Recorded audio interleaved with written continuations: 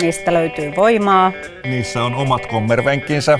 niistä löytyy vauhtia, ihan niin kuin meidän koko elämästä. Ne on sielukkaita, temperamenttisia. Kuvastaa kyllä meidän tekemistä ja meidän luonnetta. Yes sir, 10-4.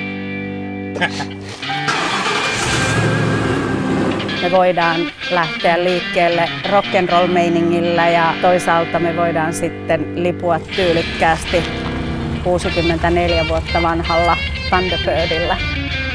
Ne on autoja, jollaista tavallaan mikään ei enää tuo takaisin. Meillä on historiassa paljon automerkkejä, joita on ollut ja tullut ja mennyt, mutta jotka ei ole mukana enää tänä päivänä tuotannossa. Toisaalta kiehtoo myös se, että Ford tekee myös uutta.